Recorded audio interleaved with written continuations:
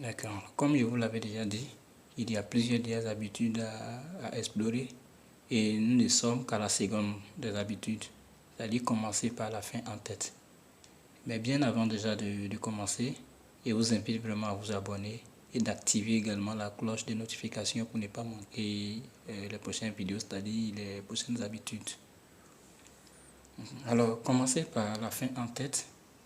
Cette habitude, tout simplement, met l'accent sur la nécessité de définir clairement vos objectifs avant d'entreprendre une tâche ou un projet. C'est pourquoi j'aime bien David Schwartz qui dit que quoi? Il dit, pour obtenir des résultats, fixez-vous des objectifs. Ça veut dire que tant qu'il n'y a pas d'objectif clair, ça sera encore plus difficile pour vous de pouvoir atteindre. Comment avoir ou atteindre quelque chose que vous ne connaissez pas? Comment combattre l'ennemi que vous ne connaissez pas, que vous ne voyez pas? C'est beaucoup difficile. Donc, il est très idéal et important de se fixer un objectif avant d'entreprendre toute action.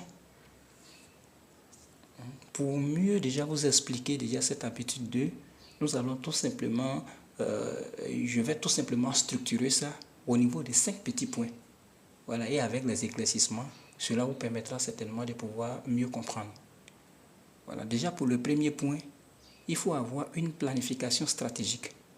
Cela veut dire tout simplement qu'avant de lancer, que ce soit une entreprise ou toute autre chose, activité, déterminez d'abord votre vision à long terme, les objectifs à court terme et les étapes intermédiaires nécessaires pour les atteindre.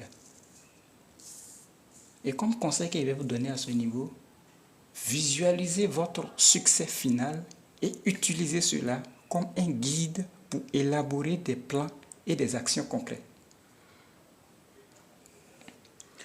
Au niveau du second point, toujours pour une meilleure compréhension, vous devez définir des objectifs personnels. Définissez des objectifs personnels est très important. À ce niveau ici, si votre objectif est d'améliorer votre santé physique, définissez des objectifs spécifiques, comme par exemple courir un marathon ou adopter une alimentation équilibrée. Et comme un conseil que je vais vous donner, démontrez une clarté sur ce que vous voulez accomplir dans différents aspects de votre vie. Le second point, toujours pour pouvoir vraiment éclairer l'habitude 2, c'est la fixation d'objectifs personnels qui est très important. Et la fixation d'objectifs professionnels plutôt.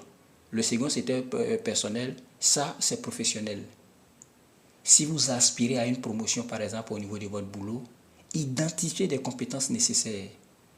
Établissez des relations avec les bonnes personnes et créez un plan d'action pour progresser dans votre carrière.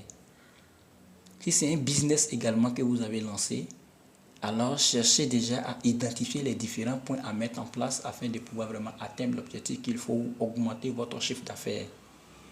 Comme conseil que je vais vous donner à ce niveau, détaillez les étapes spécifiques pour atteindre vos objectifs professionnels et à long terme. Bon, disons vos objectifs professionnels à long terme. Comme quatrième point, la gestion efficace de votre temps, c'est-à-dire la gestion efficace du temps. Avant de commencer votre journée, établissez une liste de tâches prioritaires en fonction de leur contribution à vos objectifs globaux, c'est-à-dire général. Et comme conseil que je vais vous donner à ce niveau, assurez-vous que chaque action est alignée sur vos valeurs fondamentales et contribue à vos aspirations ultimes. Cela est très important. Nous allons clôturer vraiment la seconde habitude par le cinquième point qui est la clarté dans les relations. Dans vos différentes relations, il faudrait qu'il y ait la clarté. Que ce soit dans une relation amoureuse, voilà, discuter des attentes à long terme et des objectifs communs pour garantir une compréhension mutuelle. À ce niveau, comme vraiment astuce que je vais vous donner, c'est une communication ouverte sur les aspirations à long terme qui renforcera les liens et aidera à éviter les malentendus.